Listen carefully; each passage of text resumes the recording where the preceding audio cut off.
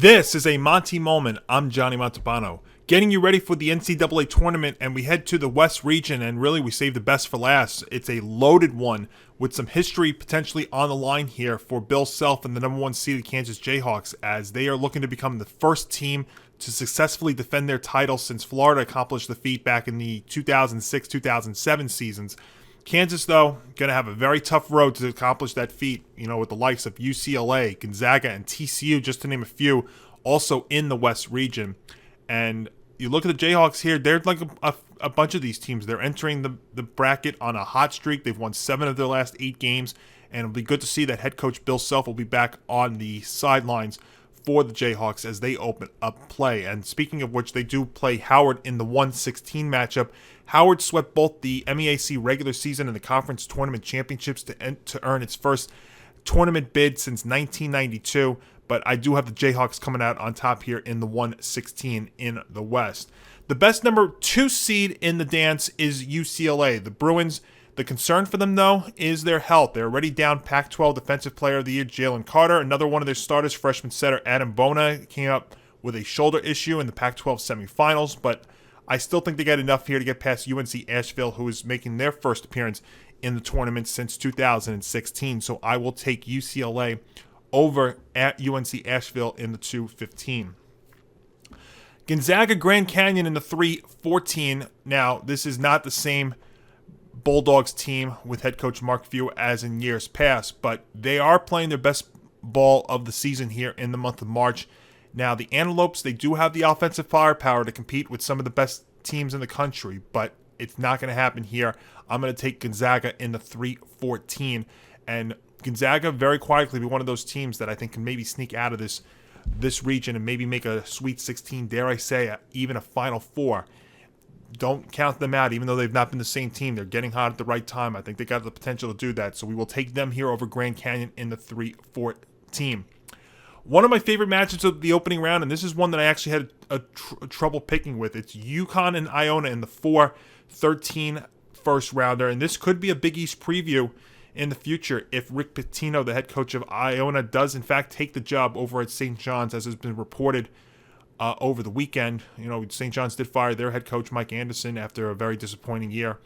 And the Huskies, they're looking to avoid a third consecutive opening round defeat. You look at the Gales, they do have the potential to pull off the stunner here, led by Pitino, led by their dynamic backcourt of Walton Clayton Jr., the MAC Player of the Year, the Denise Jenkins. But I think UConn gets by barely. This will be a very, very close, very, very fun opening round game, but I'm going to take the Huskies to prevail barely over Iona in the 4-13. Something about 5-12 matchups here in the opening in the tournament. If you've been watching my other videos, I picked the 12 over the 5 a couple of times. I'm going to do it again here because although St. Mary's is the 5 seed, their defense only allows opponents to score about 60 points a game. VCU's in the dance for the 3rd time in 4 seasons. They are bringing a 9-game winning streak at them, and momentum, I think, does have something to play here. I like VCU as very sneakily here to come out on top over St. Mary's in the 5-12. 6-11 matchup, TCU is going to face the winner of Arizona State and Nevada, and the 6-seeded Horned Frogs, they've had to deal with a tough Big 12, and despite just a 500 conference record, the Frogs have some of their biggest wins of the season under their belts here in the conference play. Arizona State or Nevada, whoever wins that, they're going to snap a losing streak when they face the Frogs, but I'm still rolling with TCU, who, just like their football team, is going to try and make a deep run here, so I'm going to take the Horned Frogs in the 6-11. Another pretty cool matchup, 7-10, Northwestern Boise State. The Wildcats, really, you look at them, they've exceeded all expectations to get to this point. Second place regular season finish in Big Ten play. Boise State's coming in 0-8 all-time in NCAA tournament games. But the Broncos, they play outstanding defense. They have legitimate shooters. They have the higher net ratings. They have more Quad 1 and Quad 2 wins. They have great scoring depth on their team with 5 players averaging in double figures. 8 will be enough. 8 is enough in terms of the number of losses for them in NCAA play. I think they finally get on the board here. I'm going to take Boise State over Northwestern in the 7-10. And then finally, Arkansas and Illinois to close it out. Arkansas 11-1 in non-conference play, beating the likes of San Diego State and Oklahoma.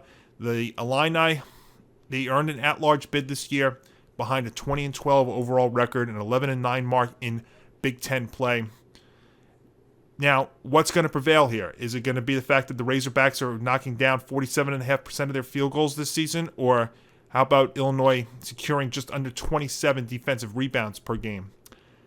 I think the fact that you look at the Razorbacks and they have been fading down the stretch here, 3 straight losses entering this, and the Illini defense, I think that's going to be enough. I think the Fighting Illini get it done. So the 9 over the 8 to wrap up play in the West. So that puts a wrapper on the first round of the tournament. Always an exciting first 2 days, both Thursday and Friday, are full of nonstop action.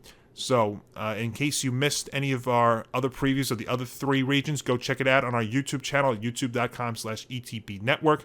We're also leave a like, ring that notification bell so you know when all of our programs come out, and subscribe to our channel so again you never miss another Monty moment, Game On, or anything Empty the Bench podcast network related. And of course you can follow us on our social media accounts as well. Facebook and Twitter at Game On ETB, and also I'm on Twitter at Montalbano NY. This has been a Monty moment. I'm Johnny Montalbano.